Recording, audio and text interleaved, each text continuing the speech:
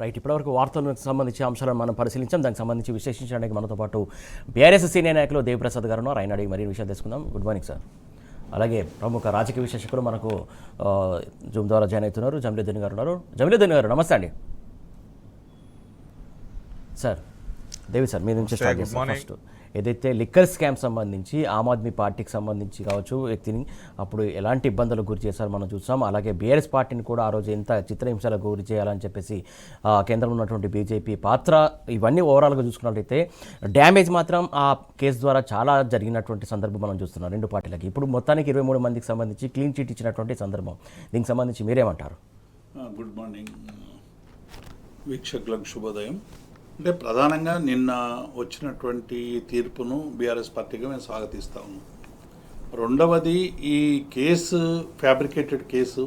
ఇది కేవలం భారతీయ జనతా పార్టీకి సంబంధించినటువంటి భావజాలాల మీద, తీవ్రమైనటువంటి వారి విధానాల మీద, వారి ప్రభుత్వానికి సంబంధించినటువంటి నడవడిక మీద, వారి పరిపాలన మీద కేసీఆర్ గారు, అట్లాగే ఆమ్ ఆద్మీ పార్టీకి సంబంధించినటువంటి కేజ్రీవాల్ అనేక సందర్భాల్లో ఈ ఫెడరల్ స్ఫూర్తి పాటించడం లేదు, దేశానికి సంబంధించినటువంటి అనేక ప్రజా వ్యతిరేక విధానాలు తీసుకుంటారు. ఈ విధానాల్లో మార్పు రావాలని దేశవ్యాప్తంగా పెద్ద ఎత్తున మోదీ ప్రభుత్వానికి ఎదురు తిరిగినటువంటి నాయకుల్లో కేసీఆర్ గారు ఒకరు, ఆమ్ ఆద్మీ పార్టీకి సంబంధించినటువంటి కేజ్రీవాల్ ఒకరు.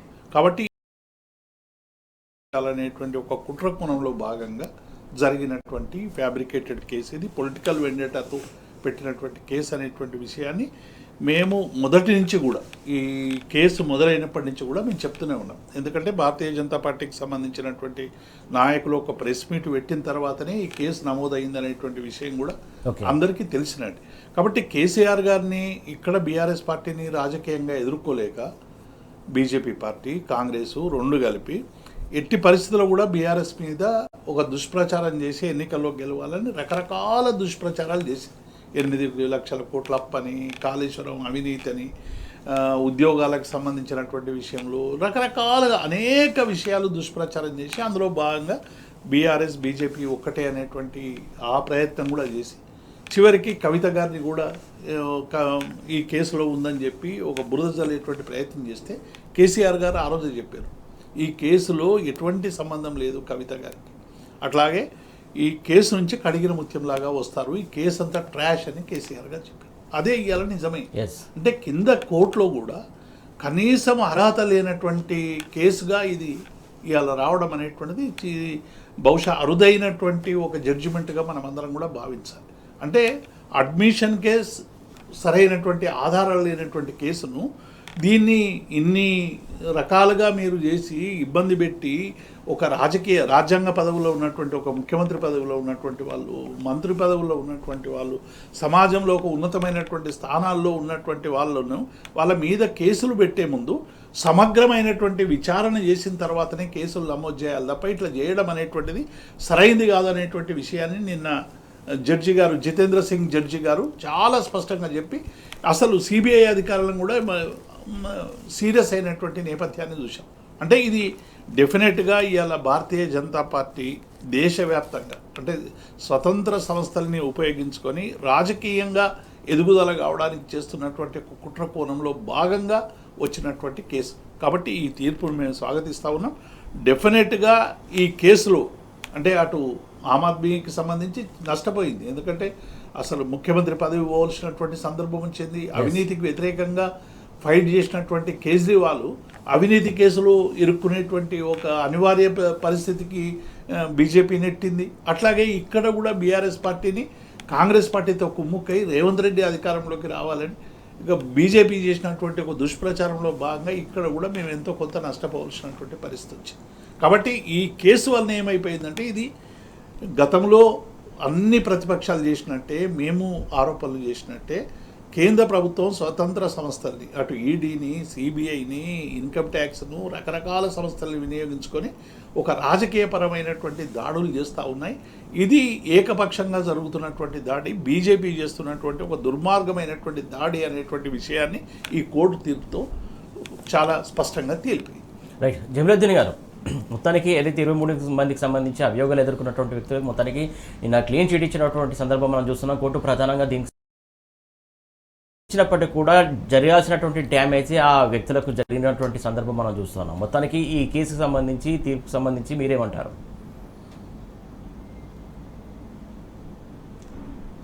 కేంద్ర దర్యాప్తు సంస్థలను అధికారంలో ఉన్నటువంటి బీజేపీ పార్టీ ఏ విధంగా ప్రతిపక్ష పార్టీలను ఇబ్బంది పెట్టడానికి వాడుకుంటుంది అన్నదానికి ఈ నిన్న వచ్చినటువంటి తీర్పు ఒక నిదర్శనంగా మనం చెప్పవచ్చు. ముఖ్యంగా ఒక బీజేపీ పార్టీయే కాకుండా ఈ దేశంలో ఉన్నటువంటి ప్రాంతీయ పార్టీలను కబలించాలన్న దురుద్దేశం ఇక్కడ కాంగ్రెస్ పార్టీకి కూడా ఉంది. అంటే ఈ రెండు జాతీయ స్థాయి పార్టీలు ఏవైతే ఉన్నాయో దేశంలో ఒక థర్డ్ ఫ్రంట్ ఏర్పడొద్దు, ప్రాంతీయ పార్టీలు ఒక కూటమిగా ఏర్పడొద్దు, కాబట్టి వీటి మీద ఆరోపణలు చేసి వాళ్ళని కేసులో ఇరికిచ్చి జైలు పాలు చేసి ఇబ్బందికి గురి చేయాలన్న వీళ్ళ యొక్క దురుద్దేశం అన్నది నిన్నటి తీర్పుతోనే అది ప్రజలందరికీ. ఎందుకనంటే ఇదే కేసు ఏదైతే ఉందో ఢిల్లీకి సంబంధించి దీని మీద కేవలం బీజేపీ మాత్రమే కాకుండా అప్పటి కాంగ్రెస్ పార్టీలో ఆ ఢిల్లీ అధ్యక్షుడైనటువంటి వ్యక్తి కూడా కంప్లైంట్ చేయడం జరిగింది, ఇందులో స్కామ్ జరిగింది అని చెప్పి. ఇటు బీజేపీకి సంబంధించినటువంటి ఎంపీలు ఒక ప్రెస్ మీట్ పెట్టారు, కాంగ్రెస్కు సంబంధించినటువంటి నాయకులు కూడా కంప్లైంట్ చేస్తే అప్పుడు ఢిల్లీ లెఫ్టినెంట్ గవర్నర్ గారు వారు కంప్లైంట్ చేస్తే సిబిఐ కేసు నమోదు చేసి ఈ గాలి మాటలు పట్టుకుని కేసు నమోదు చేసింది. అసలు ఇందులో ఏమాత్రం పసలేదు అని చెప్పి నిన్న కోర్టు తీర్పు చెప్తూ జడ్జి గారు ఒక కామెంట్ చేసినారు, ఈ సిబిఐ అధికారి పైన విచారణ జరపాలని చెప్పి. వాస్తవంగా సిబిఐ అధికారిపై కేసు పెట్టి విచారణ జరిపితే ఇంకా ఇందులో నిజాలు బయటకు వచ్చే అవకాశం ఉంటుంది. ఈ ఒక్క కేసే కాదు, ఈ బీజేపీ పార్టీ ఏ విధంగానైతే ఈడీని, సిబిఐని ఎక్కడ ఎన్నికలు ఉంటే అక్కడ పంపి ప్రతిపక్ష పార్టీలను వేధించే కార్యక్రమం చేస్తున్నదో, కేసులు నమోదు చేస్తున్నదో, ఈ కేసులన్నీ కూడా గాలి బుడగల్లాగా తేలిపోతున్నాయి. కానీ ఏదైతే మీడియా ట్రయల్ నడుపుతా ఉన్నదో, అంటే మీడియాగా మారి బీజేపీకి అనుకూలంగా కానీ కొంతమంది యూట్యూబ్ గొట్టాలు పెట్టుకున్న వాళ్ళు కానీ వీళ్ళందరూ కూడా వీళ్ళే న్యాయమూర్తులుగా వ్యవహరించి అక్కడి నుంచి వచ్చిన గాలి వార్తలను పట్టుకొని ఏదైతే ప్రపగండా చేస్తున్నారో అమాయకులైన ప్రజలు ఆ ప్రపగండాను నిజమని నమ్మి నీతివంతమైన పరిపాలన అందించినటువంటి పార్టీలను ఇవాళ ఓడగొట్టిన రెండు సందర్భాలను మనం చూస్తా ఉన్నాం. మొదటిది ఢిల్లీలో ఆమ్ ఆద్మీ పార్టీ, కేజ్రీవాల్ గారు పెట్టిన పార్టీ, అనే పార్టీయే వాళ్ళ సిద్ధాంతమే అవినీతికి వ్యతిరేకమైనటువంటి పోరాటం. అట్టి పార్టీని ఒక అవినీతి కేసులో ఇరుకబెట్టి వారిపైన అనవసరంగా బురద జల్లి అక్కడ ఆమ్ ఆద్మీ పార్టీ అధికారాన్ని కోల్పోయింది. అదేవిధంగా ఎప్పుడైతే కేసీఆర్ గారు ఈ యొక్క ప్రాంతీయ పార్టీలను ఏకం చేసి థర్డ్ ఫ్రంట్ ఏర్పాటు చేయాలి, జాతీయ స్థాయిలో రాజకీయం పార్టీగా ఎదగాలని చెప్పి అనుకున్నారు, అప్పుడు ఇక్కడ కూడా ఒక అవినీతి మరకను మీదేసి తెలంగాణ అమాయక ప్రజలు కూడా కొంతమంది నమ్మి ఇక్కడ కూడా చేజేతుల టీఆర్ఎస్ పార్టీని ఓడగొట్టుకున్నారు, ఇవాళ బాధపడుతున్నారు.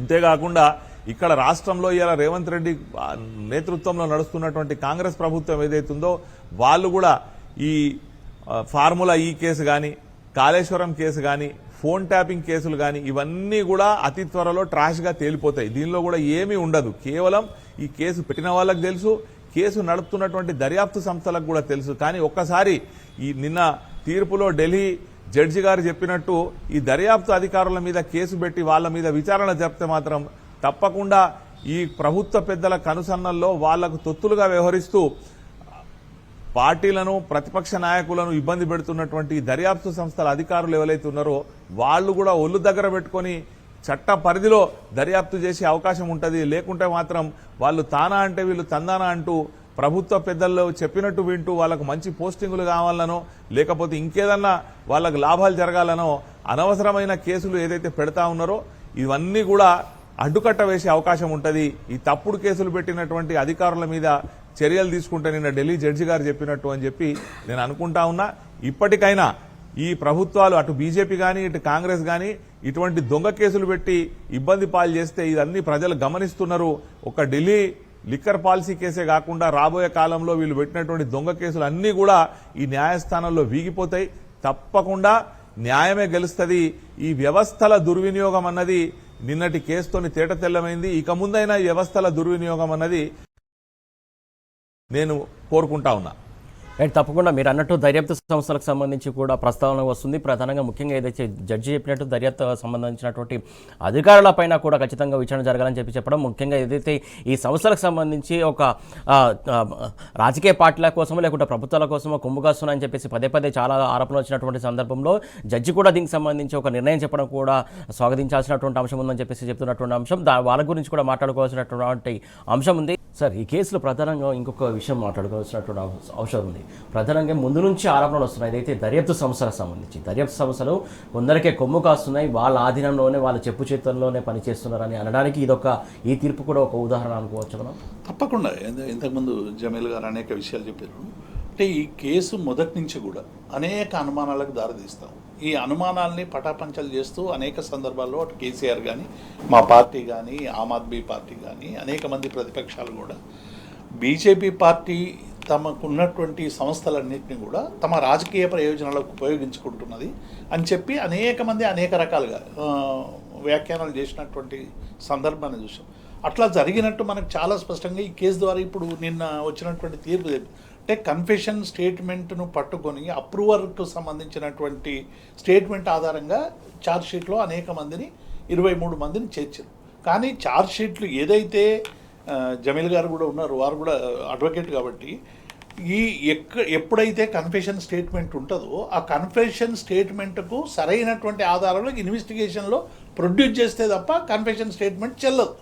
అట్లాగే రెండవది ఒక విధానపరమైనటువంటి నిర్ణయం తీసుకున్నటువంటి పార్టీ మీద, ప్రభుత్వం మీద అవినీతిని ముద్ర వేసి దాన్ని విధానపరమైన నిర్ణయాలను అవినీతిగా చిత్రీకరించేటువంటి ప్రయత్నం చేశారు. మూడవది అటు ఆప్ పార్టీని ప్రాంతీయ పార్టీల ఎదుగుదల అనేటువంటిది భారతీయ జనతా పార్టీకి రాజకీయంగా చాలా ఇబ్బందికరమైనటువంటి పరిణామం. రేపు దేశవ్యాప్తంగా ప్రాంతీయ పార్టీ అస్తిత్వాలు పెరగడం వల్ల మాకు ముప్పు వస్తుందనేటువంటి భావనతో, ముఖ్యంగా కేసీఆర్ గారు లాంటి నాయకుడు, ఒక బలమైనటువంటి నాయకుడు ప్రజల పక్షాన నిలబడి పోరాడితే వచ్చేటువంటి అనేక సమస్యల్ని ఎదుర్కోవడం అనేటువంటిది ఇబ్బందికరంగా మారినటువంటి నేపథ్యంలోనే కేసీఆర్ మనోనిబ్బరాన్ని దెబ్బతీయాలి, అటువైపు ఆమ్ సంబంధించినటువంటి ఇబ్బందులు పెట్టాలి. కేసీఆర్ గారిని రాజకీయంగా ఎదుర్కొనేటువంటి ఎటువంటి అవకాశం లేదు. కాబట్టి వారిని మనోనిబ్బరాన్ని దెబ్బతీయాలంటే వారి కుటుంబ సభ్యుల మీద రకరకాలుగా కేసులు పెట్టాలని ఒకవైపు కవిత గారి మీద కేసు పెట్టడం కానీ, ఇటు ఈ ఫార్ములా కేసు వేసి పెట్టడం కానీ, అట్లాగే హరీష్ రావు గారి మీద ఫోన్ ట్యాపింగ్ కేసు కానీ, ఇట్లా రకరకాల చివరకు కేసీఆర్ను కూడా దోషిగా చూపించేటువంటి ప్రయత్నం చేస్తాము. మొదటి నుంచి కూడా అటు బీజేపీ కానీ కాంగ్రెస్ కానీ రాజకీయంగా ప్రజాక్షేత్రంలో బీఆర్ఎస్ పార్టీని ఎదుర్కోలేక దొంగచాటున ఈ కేసులన్నీ పెట్టి ఇబ్బంది పెడుతుందనేటువంటి విషయాన్ని మేము స్పష్టంగా చెప్పినాం. నిన్న ఈ కోర్టు తీర్పు లిక్కర్ స్కామ్ కేసు తీర్పులో ఎట్లయితే క్లీన్ చిట్ వచ్చిందో, రేపు ఈ ఫార్ములా రేస్ కేసుల విషయంలో కావచ్చు, కాళేశ్వరం విషయంలో కావచ్చు, ఈ ప్రభుత్వం పెట్టినటువంటి అన్ని ఫ్యాబ్రికేటెడ్ కేసుల్లో కూడా ఎలాంటి అవినీతి లేదనేటువంటి విషయాన్ని చాలా స్పష్టంగా బయటపడుతుంది. కానీ అప్పటి వరకు ఈ నిందలన్నీ భరించాల్సినటువంటి ఒక పరిస్థితి వస్తూ ఉన్నది. టీవీ సీరియల్ లాగా రోజు ఒక రకమైనటువంటి ఆరోపణలు చేసి బీజేపీ కాంగ్రెస్ తమ మానసిక శాడిజాన్ని ఇలా బయట పెడుతున్నటువంటి సందర్భాన్ని చూస్తూ ఉన్నాం. ఎందుకంటే 9-9.5 సంవత్సరాల పాలనలో కేసీఆర్ గారు ప్రజా సంక్షేమం కోసం, ప్రజల కోసం చేసినటువంటి అనేక అభివృద్ధి ప్రజల గుండెల్లో గూడు కట్టుకొని పోయినాయి.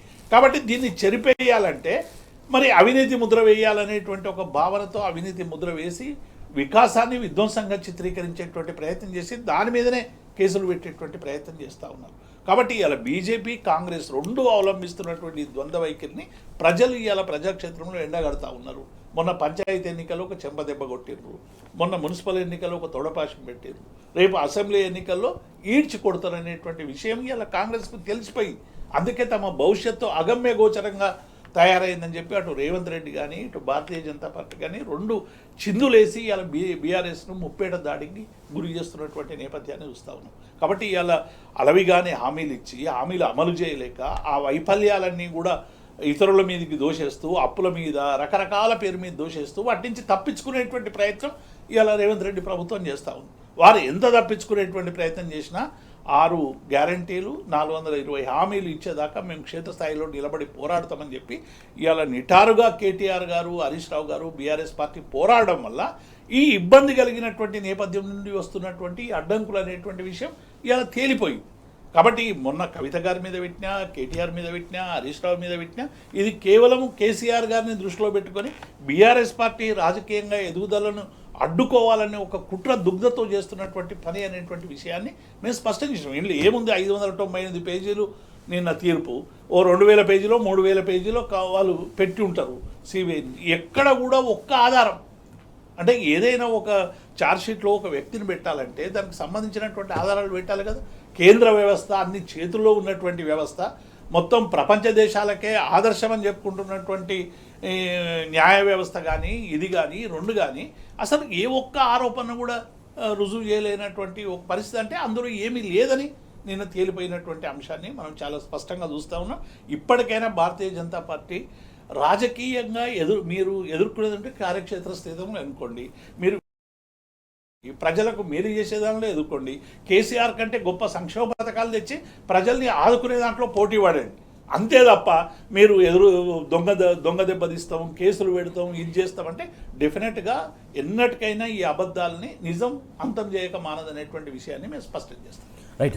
జమీరుద్దీన్ గారు, చాలా రోజుల నుంచి కేసు లాగి తీసుకొచ్చి చివరికి వస్తే ఒక్క ఆధారం కూడా కనిపెట్టలేని పరిస్థితి. ఆధారం లేకుండా కూడా ఇన్ని రోజులు సాగదీత సంబంధించి ఎట్లా చూడాలి అసలు? ఫస్ట్ ఆఫ్ ఆల్ అంటే రాజకీయంగా లేకుంటే ఇంకో రకంగా ఇబ్బందులకు గురి చేయడం, లేకుంటే డ్యామేజ్ చేయడానికి అనుకుని ఇదంతా జరిగింది అనుకోవాలా మనం? 100% అండి. ఇది రాజకీయ దురుద్దేశంతో కూడినటువంటి కేసు అన్నది కేసు పెట్టిన రోజు తెలుసు, నిన్న కేసు కొట్టుడు పోయిన రోజు కూడా అందరికీ చాలా స్పష్టంగా అర్థమైంది. కానీ ఇందులో మనం చర్చించాల్సిన అంశం ఏంటిది అనంటే, ఈ ప్రజాస్వామ్యంలో ఉన్నటువంటి 4 వ్యవస్థలు, అంటే ఒకవైపేమో శాసన వ్యవస్థ, కార్యనిర్వాహక వ్యవస్థ, మన న్యాయ వ్యవస్థ మరియు పత్రికా రంగం ఏదైతే జర్నలిజం ఉన్నదో, ఈ 4 వ్యవస్థలు కలిసి ప్రజాస్వామ్యాన్ని నడిపించాలి. కానీ ఈ కేసును మనం గమనించినట్టయితే శాసన వ్యవస్థ ఒక శాసనపరమైన నిర్ణయం, అంటే ఒక విధానపరమైన నిర్ణయం తీసుకున్నప్పుడు దాని మీద రాజకీయ ఒత్తిడికి లొంగి కార్యనిర్వాహక వ్యవస్థ అన్నది ఒక కేసు నమోదు చేసి దర్యాప్తు ప్రారంభించింది. అంటే ఢిల్లీకి సంబంధించినటువంటి కాంగ్రెస్ పార్టీ అధ్యక్షుడు అనిల్ కుమార్ చౌదరి గారు ఒక కంప్లైంట్ ఇస్తారు, దాని తర్వాత అక్కడ చీఫ్ సెక్రటరీ గారు ఒక రిపోర్ట్ ఇస్తారు, కొంచెం టెక్నికల్ మిస్టేక్స్ జరిగినాయని. లెఫ్టినెంట్ గవర్నర్ గారు ఫిర్యాదు చేస్తారు, సిబిఐ ఎంటర్ అయిపోయి దాని మీద కేసు నమోదు చేస్తుంది. మరి కేసు నమోదు చేసి నడిపించినప్పుడు నెక్స్ట్ ఎంటర్ అయింది ఎవరు అనంటే ఈ పత్రికా వ్యవస్థ. ఈ పత్రికా వ్యవస్థ ఎంటర్ అయిపోయి దీన్ని మీడియా ట్రయల్, నేను ఇందాక కూడా చెప్పినాను, వీళ్లే కేసు నడిపించి ఈ చర్చ రూములలో ఏదైతే స్టూడియో రూములు ఉంటాయో దానిలో కూర్చొని తీర్పులు చెప్పేసి ఆమ్ ఆద్మీ పార్టీ అధ్యక్షుడు సిసోడియా దీనిలో దొంగతనం చేసిండు, లేకపోతే కేజ్రీవాల్ ఇందులో తప్పు చేసిండు అని చెప్పి ఈ బట్టగాల్చి మీదేసి బురదల్లి మీరు కడుక్కోమని పారిపోయే ఏదైతే ఇది ఉందో, దీనికి అందరికి కూడా ఎవరైతే ఈ నిన్నటిదాకా ఆరోపణలు చేసిన వాళ్ళు ఉన్నారో వాళ్ళు సమాధానం చెప్పాల్సిన అవసరం ఉన్నది. అంతేకాకుండా న్యాయ వ్యవస్థలో justice delayed is justice denied అంటారు. అంటే తీర్పు రావడంలో ఎంత ఆలస్యం అయితే, న్యాయం చెప్పడంలో ఎంత ఆలస్యం అయితే అది అసలు అన్యాయం చేసిన కిందికి లెక్క అవుతుంది. ఇప్పుడు సుమారు సంవత్సరన్నర కాలం పాటు మనీష్ సిసోడియా గారిని జైల్లో పెట్టారు, 5 నెలలు కేజ్రీవాల్ గారిని జైల్లో పెట్టారు, 5 నెలలు కవిత గారిని జైల్లో పెట్టారు. మరి ఈ 5 నెలలు వాళ్ళు అనుభవించినటువంటి బాధ, క్షోభ ఏదైతే ఉందో దీనికి ఎవరు సమాధానం చెప్పాలి? ఇది సెటిల్డ్ ప్రిన్సిపల్ ఆఫ్ లా ఉంది, చాలా కేసెస్ లో సుప్రీంకోర్టు చెప్పి ఉన్నది. ఏమనంటే bail is a right, jail is an exception అని చెప్పి. బెయిల్ అన్నది హక్కుగా రావాలి, జైల్ అన్నది తప్పనిసరి పరిస్థితుల్లో మాత్రమే జైల్లో పెట్టాలి. కానీ మరి సంవత్సరన్నర కాలం మనీష్ సిసోడియాను ఇదే న్యాయ వ్యవస్థ సకాలంలో విడుదల చేయలేక జైల్లో పెట్టింది కదా. అంటే ఈ రోజు న్యాయ వ్యవస్థ కూడా తమను తాము సమీక్షించుకోవాల్సిన అవసరం ఈ కేసు తర్వాత ఏర్పడ్డది. 5 నెలలు కేజ్రీవాల్ గారిని, 5 నెలలు కవిత గారిని జైల్లో పెట్టినప్పుడు కూడా ఈ న్యాయ వ్యవస్థ కూడా తమను తాము సమీక్షించుకోవాల్సిన అవసరం ఏర్పడ్డది. అంతేవిధంగా ఏదైతే జర్నలిస్టులు ఉన్నారో వాళ్ళు కూడా, మీడియా హౌజులు నడిపే వాళ్ళు ఉన్నారో వాళ్ళు కూడా ఒక్కసారి ఆలోచించుకోవాలి. రాజకీయ పరంగా ఒక ఆరోపణ చేసి ఒక తమ దర్యాప్తు సంస్థలను దుర్వినియోగపరుస్తూ బీజేపీ పార్టీ గాని కాంగ్రెస్ పార్టీ గాని కేసులు పెట్టినప్పుడు తానా అంటే తందానా అని చెప్పి అధికారంలో ఉన్న పార్టీ చేసిన ఆరోపణలను నిజమని ప్రజలను నమ్మించే విధంగా ఛానళ్లు గాని, యూట్యూబ్ వాళ్ళు గాని, పత్రికలు గాని కథలు ఈ ప్రసారం చేస్తా ఉన్నాయో దీని మీద కూడా స్వీయ సమీక్ష చేసుకోవాల్సిన అవసరం ఉన్నది. ఒక పాలసీ మ్యాటర్, ఒక విధానపరమైన నిర్ణయాన్ని దాన్ని అవినీతి అని చెప్పడమే పెద్ద తప్పు. అంటే ఈ యొక్క కేసు ద్వారా ఒక మొత్తం వ్యవస్థ కూడా మనం ఎక్కడెక్కడ లోపాలున్నాయి, ఎక్కడెక్కడ తప్పులున్నాయని చెప్పి సమీక్షించుకోవాల్సిన అవసరం నిన్నటి తీర్పుతో ఏర్పడ్డదని చెప్పి నేను అనుకుంటా ఉన్నా. ఇప్పటికైనా ఈ ఏదైతే అధికారంలో ఉన్న వాళ్ళు దొంగ కేసులు పెడతా ఉన్నారో, ప్రతిపక్షాలను వేధించే ప్రయత్నం చేస్తా ఉన్నారో దీన్ని మానుకోవాలి, ప్రజలు దీన్ని గమనించాలి.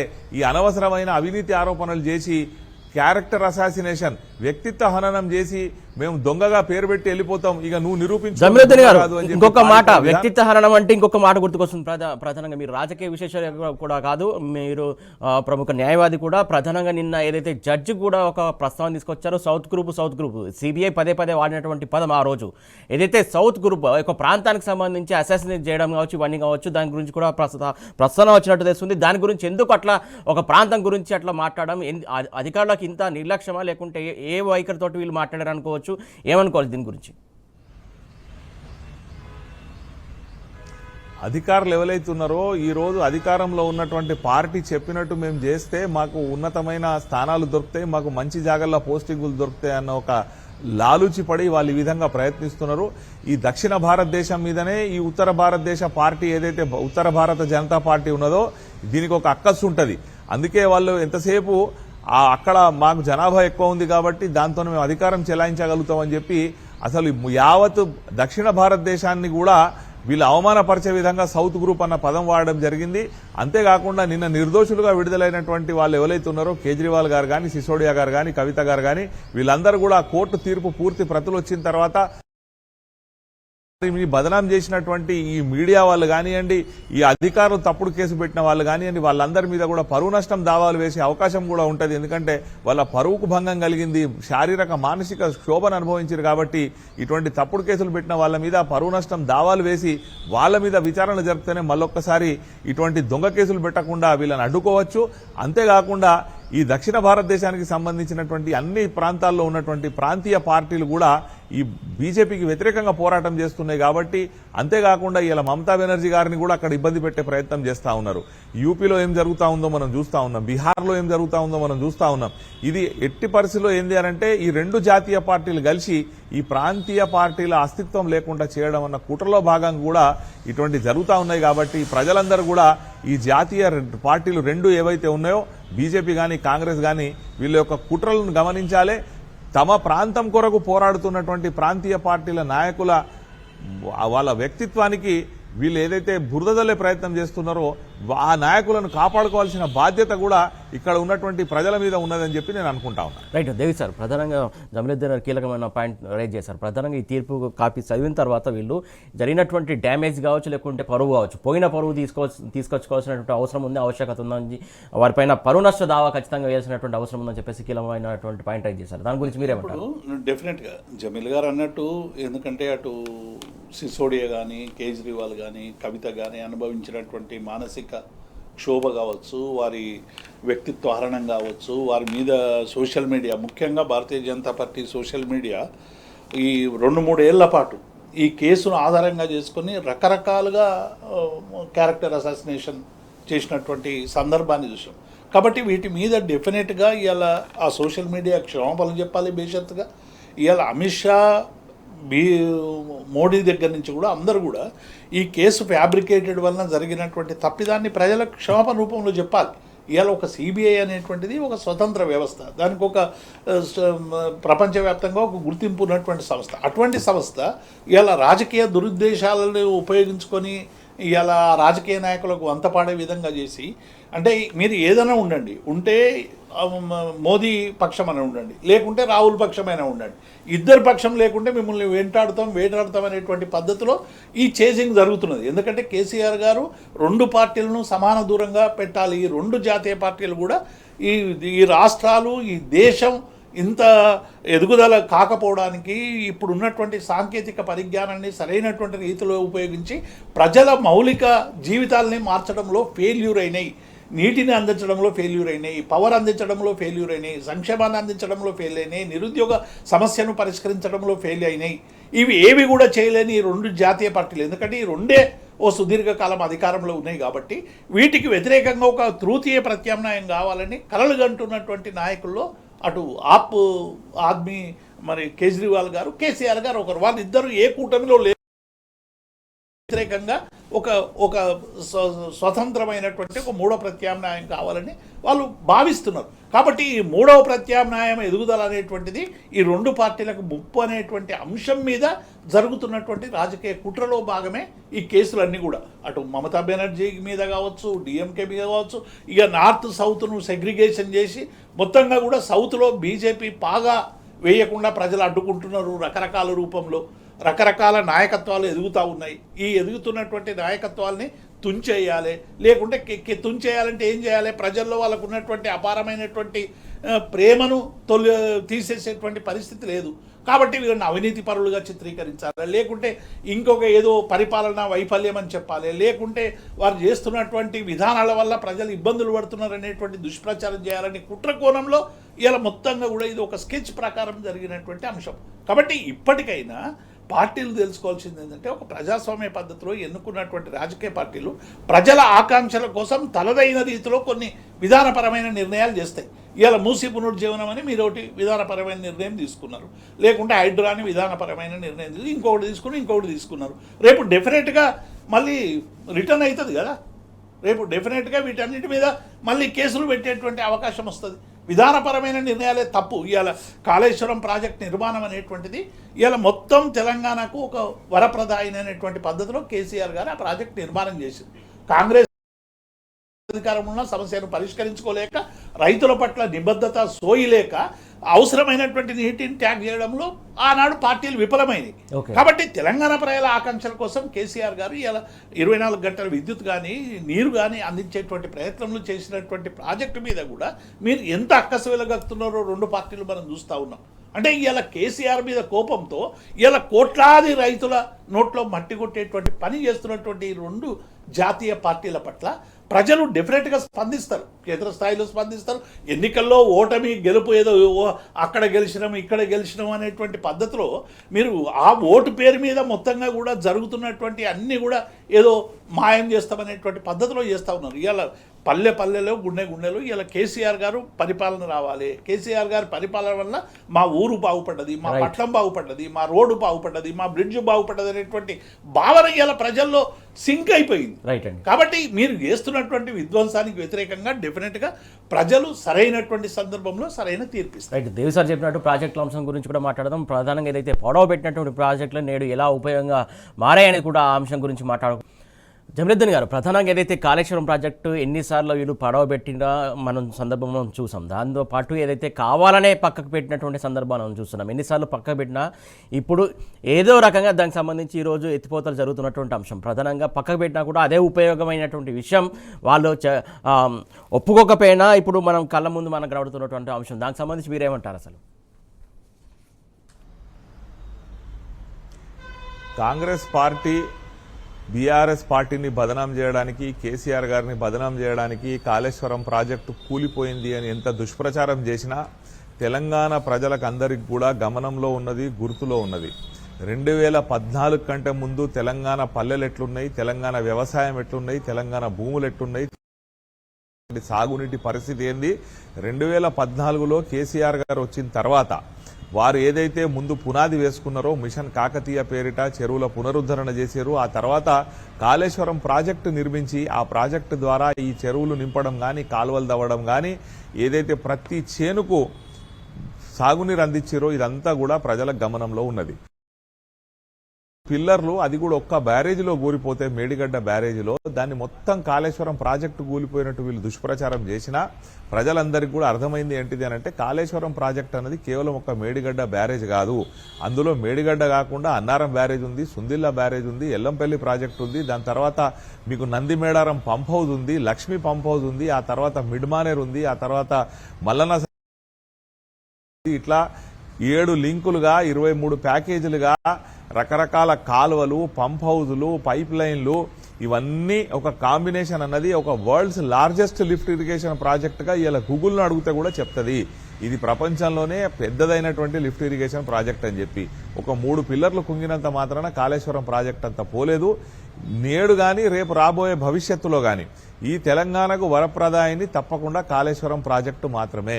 కాళేశ్వరం ప్రాజెక్టులో ఉన్నటువంటి పంప్ హౌజ్లను, కాళేశ్వరం ప్రాజెక్టులో ఉన్నటువంటి కాలువలను, కాళేశ్వరం ప్రాజెక్టులో ఉన్నటువంటి రిజర్వాయర్లను, బరాజులను ఉపయోగించుకోకుంటే తెలంగాణ మళ్లీ ఎడారిగా మారుతుంది. వీళ్ళు 60 సంవత్సరాలు పరిపాలన చేసినటువంటి కాంగ్రెస్ పార్టీ నీళ్లు ఇచ్చి కూడా నీటి తీరువ వసూలు చేసిందండి రైతుల దగ్గర. కేసీఆర్ గారు వచ్చినాక కదా, కాళేశ్వరం ప్రాజెక్టు కట్టినాక కదా ఈ పంట పండించి దేశాన్ని సాదేటువంటి రైతు దగ్గర నీటి తీరువ వసూలు చేయడం ఏంటిదని చెప్పి నీటి తీరువ రద్దు చేసిన ఘన వాళ్లకు టైంకు యూరియా అందించినటువంటి ఘనత కేసీఆర్ గారికి దక్కుతుంది.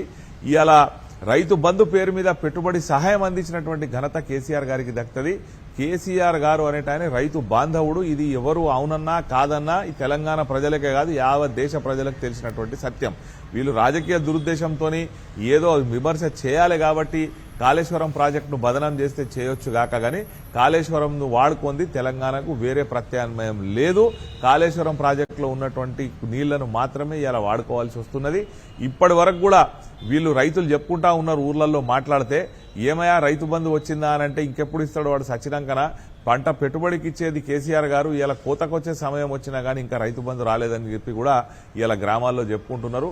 కాబట్టి కాళేశ్వరం ప్రాజెక్టు అదేవిధంగా రైతుల సంక్షేమం కొరకు కేసీఆర్ గారు తీసుకున్నటువంటి చర్యలను, వారు తీసుకున్నటువంటి పథకాలను ఎవరు కూడా కాదనలేని సత్యం. Right sir. Devi sir, Nandi pump house 4-5 మోటార్లు 2 మోటార్లు ఆన్ చేసి ఈ రోజు నీటిని విడుదల చేసినటువంటి అంశం ప్రధానంగా వీళ్ళు ఖచ్చితంగా పడవ ఉన్నది అంటారు. పడవ ఉంటే ఇప్పుడు ఏ రకంగా పనికొస్తుందో ప్రజలు ఇది చూస్తున్నది సందర్భం కాదా? అంటే అసలు తెలంగాణ ఎందుకు కొట్లాడింది, ఎందుకు తనలాడింది, ఎందుకు పోరాడిందనో తెలియని సోయిలేని పాలకులు ఉంటే ఇటువంటి సమస్యలే మనకు ఎదురైతాయి. తెలంగాణ ఒక నీటి కోసం అనేక ప్రయత్నాలు చేసింది. మొత్తం పంటలన్నీ ఎండిపోయి వ్యవసాయమే ఒక సంక్షోభంలో పడినటువంటి నేపథ్యంలో ఈ వ్యవసాయాన్ని పండగగా మార్చాలని కేసీఆర్ గారు తీసుకున్నటువంటి నిర్ణయంలో భాగంగా పథకమైన ప్రాజెక్టుల నిర్మాణమైన, ఎందుకంటే గోదావరి కృష్ణ నీటిలో ఉన్నటువంటి వాటాని సమర్థవంతంగా ఆనాడు ఉన్నటువంటి మన పాలకులు ఉమ్మడి రాష్ట్రంలో ఉపయోగించుకోకపోవడం వల్ల తెలంగాణకు రావాల్సినటువంటి నీటి వాటా దక్కకపోవడంలో రైతు పొలాల్లో నీళ్లు బదులు కన్నీళ్ళు వచ్చినటువంటి సందర్భాన్ని చూసాం. కాబట్టి కేసీఆర్ గారు తన అధికారంలోకి వచ్చిన తర్వాత రైతుల కన్నీళ్లు తుడిస్తేనే రాజ్యం నిలబడుతుందనేటువంటి ఒక నమ్మకం కలిగినటువంటి రైతు బిడ్డగా మొట్టమొదటిసారి ఈ ప్రాజెక్టుల నిర్మాణం కోసం తను చాలా ప్రయత్నాలు చేసి చివరికి మహారాష్ట్రకు పోయి మహారాష్ట్ర ముఖ్యమంత్రితో చర్చించి కేంద్రంతో చర్చించి కేంద్ర సంస్థలకు సర్వేలకు ఆర్డర్ ఇచ్చి ఇవన్నీ చేసి కాళేశ్వరం ప్రాజెక్టు నిర్మాణం చేస్తే డెఫినెట్గా సాంకేతిక పరమైనటువంటి అంశము, కుట్రకోణంలో జరిగినటువంటి అంశము ఏది తేలకుండానే ఎక్కడో చిన్న సమస్య వస్తే ఆ సమస్యను పరిష్కరించి ముందుకు పోల్చినటువంటి ప్రభుత్వం కాళేశ్వరం ప్రాజెక్టే సరైనది కాదు ఇది అని ఇంకొక పేరు కేసీఆర్ను, ఒక ప్రజా జీవితంలో ఉన్నటువంటి కేసీఆర్ను రాజకీయంగా బురద జల్లేటువంటి ఒక కుట్రకోణంలో కాళేశ్వరం మీద వీళ్ళు ప్రయత్నాలు చేస్తూ ఉన్నారు. దాని ఏదో ఏటీఎం 90,000 కోట్లు ఖర్చు పెడితే 1,00,000 కోట్ల అవినీతి జరిగిందని దుష్ప్రచారం చేసినటువంటి సందర్భాన్ని కూడా మనం ఎన్నికల సందర్భంగా చూసినాం. కాబట్టి ఇవాళ రైతాంగానికి కాళేశ్వరం ఒక వరప్రదాయి. అది ప్రజాసొమ్ముతో కేసీఆర్ గారు నిర్మించినటువంటి అద్భుతమైనటువంటి ఒక ప్రాజెక్ట్. కానీ మీరు అన్నట్టు రైతాంగానికి ఇది వరప్రదాయని, కాకపోతే ప్రభుత్వం మాత్రం వింత వాదన చేస్తుంది. కావాలనే రైతులను బాగు చేయకుండా నీటిని వారికి సాగుకు అందనీయకుండా చేస్తున్నటువంటి కుట్రకోణం కనబడతలేదు ఇక్కడ. డెఫినెట్గా ఇవాళ 24 గంటల కరెంట్ వస్తేనే ఓర్వలేని ప్రభుత్వం ఇది. ఇది ఏమైపోయిందంటే కరెంటు పోగానే కేసీఆర్ జ్ఞాపకం వస్తాడు, చీకటి కాగానే కేసీఆర్ జ్ఞాపకం వస్తాడు, పొలాల్లో నీళ్లు లేకపోతే కేసీఆర్ జ్ఞాపకం వస్తాడు, చెరువుల్లో నీళ్లు నింపకుంటే కేసీఆర్ జ్ఞాపకం వస్తాడు, షాదీ ముబారక్కు డబ్బులు రాకుంటే కేసీఆర్ యాదకి వస్తాడు. ఎందుకు వస్తాడు అంటే తెలంగాణ ప్రజలకు సంబంధించినటువంటి అనేక విషయాలు అర్థం చేసుకొని వాటికి ఒక పరిష్కారం చూపినటువంటి నాయకుడు కేసీఆర్ గారు. ఒక యాంత్రికంగా వచ్చిన ముఖ్యమంత్రి కాదు, వచ్చినటువంటి ముఖ్యమంత్రి కేసీఆర్ గారు.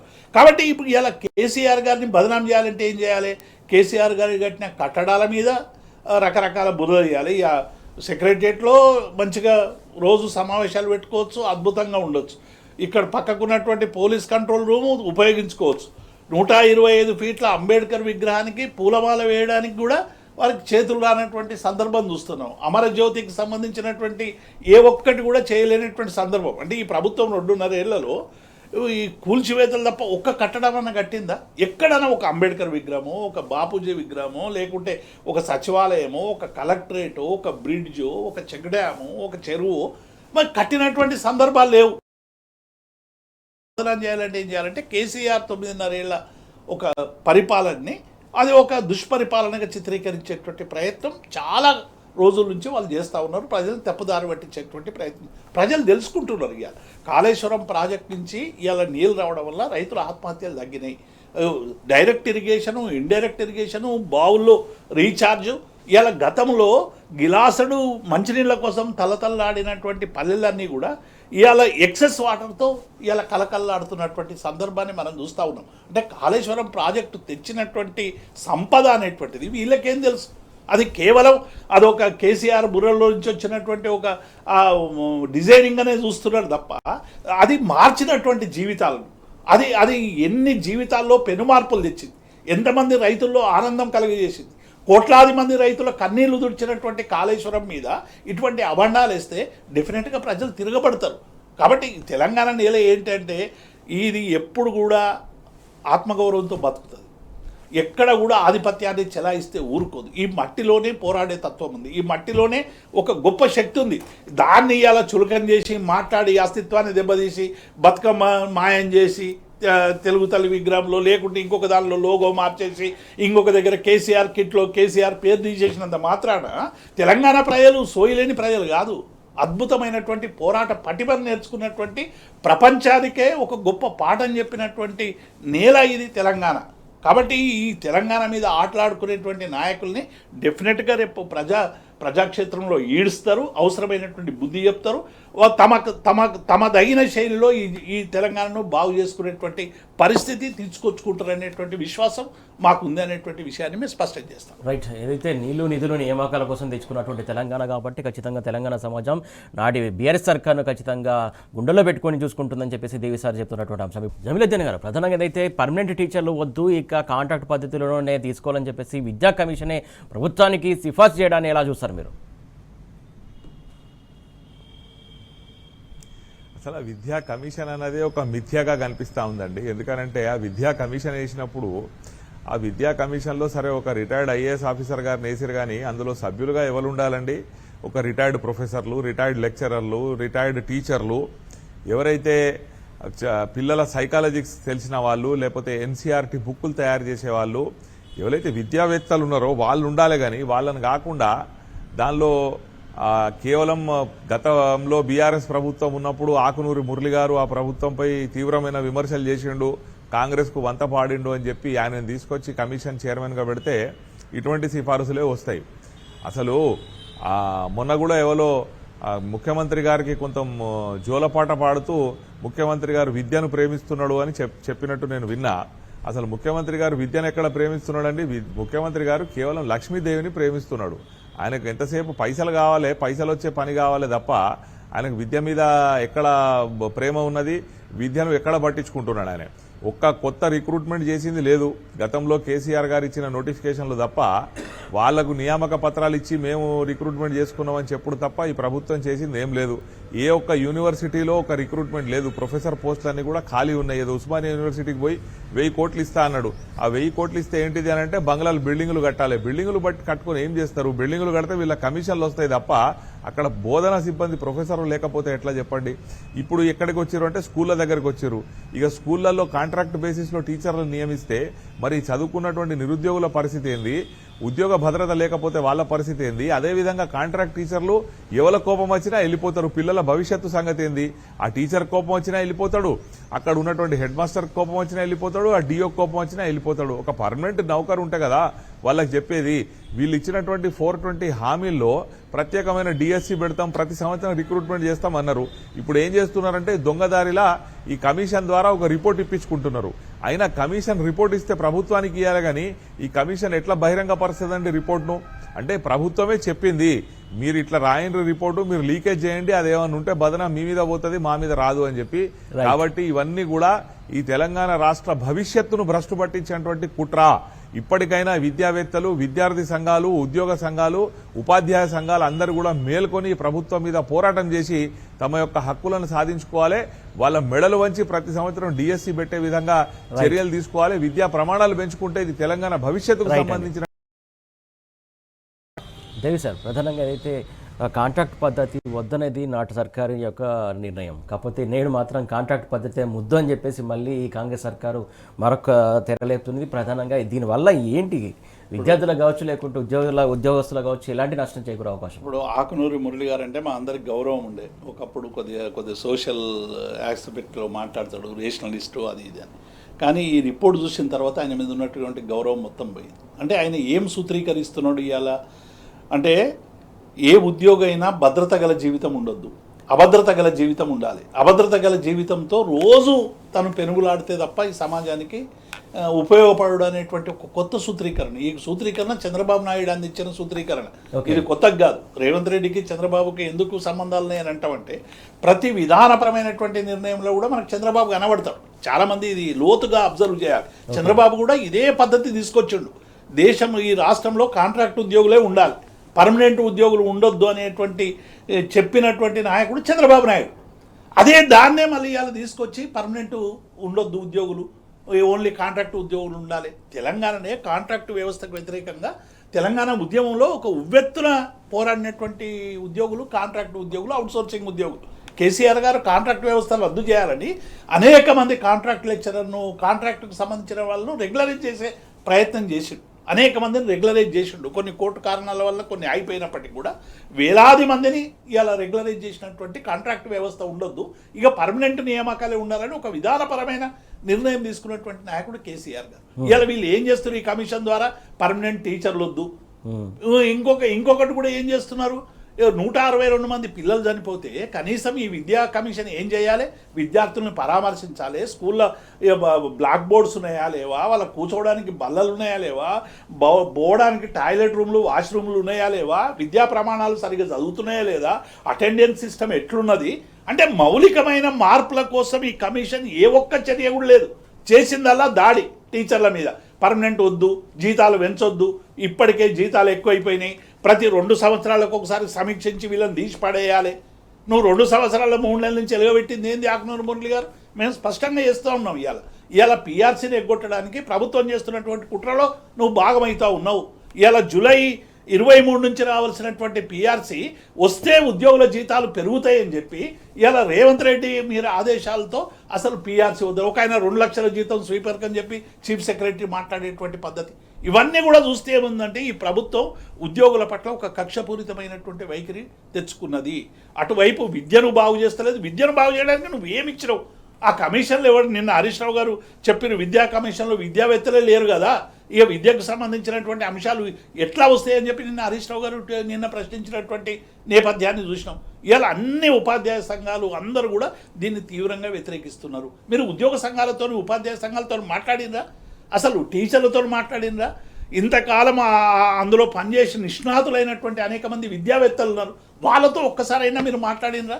మాట్లాడి ఈ విద్యను ఎట్లా చేయాలి ప్రపంచవ్యాప్తంగా అనేక సమస్యలు ఎదుర్కొంటున్నటువంటి గురుకులాలకు సంబంధించి ఏ నివేదిక తయారు చేయలేదు. ఇప్పుడు నేను ఏమంటా వాటి గురించి చేయాల్సినటువంటి అవసరం. కేసీఆర్ ఆనవాళ్ళు తీసేయాలని కుట్రలో భాగంగా ఈ ఆకునూరు మురళి గారు విద్యా వ్యవస్థను మార్చాలనే ప్రయత్నం చేస్తూ ఉన్నాడు. అంటే గురుకులాలు పెట్టి ఇవాళ దేశంలోనే ప్రపంచవ్యాప్తంగా కాంపిటేటివ్ టెస్ట్లకు హాజరై ఎంతోమంది పేరు తెచ్చినటువంటి గురుకులాల్లో 60 మంది చనిపోయారు. ఇవాళ దాని గురించి మీకు చర్చ లేదు. ఇవాళ వాళ్ళకి పౌష్టికారం అందిస్తున్నారా లేదా చర్చ లేదు. సంక్రాంతి సకనాలు దీన్ని చచ్చిపోయినరు అని చెప్పి అభూత కల్పనలు సృష్టించేటువంటి ప్రయత్నం చేసిండ్రు. కాబట్టి ఇలా విద్యా విధానం బాగు చేయాలంటే మీరు మౌలికమైనటువంటి వసతులు మొదలు బాగు చేయండి. పర్మనెంట్ ఉద్యోగులు ఉంటేనే, పర్మనెంట్ టీచర్లు ఉంటేనే విద్యా వ్యవస్థ బాగుపడుతుంది. ఇవాళ అకాడమిక్ అసిస్టెంట్లు, అనేక మంది బోధనేతర సిబ్బంది, ఇవాళ అనేక మంది కూడా 2 లక్షల జీతం అని అంటున్నావు కదా సిఎస్ గారు. ఇలా 12,000కు 15,000కు పనిచేస్తున్న పార్ట్ టైం కాంటిజెంట్ ఉద్యోగులు ఉన్నారు ఇదే పాఠశాలల్లో. వాళ్ళకి సంబంధించినటువంటి అంశాలు పరిష్కరించు, కాంట్రాక్ట్ ఉద్యోగుల సమస్యలు పరిష్కరించు.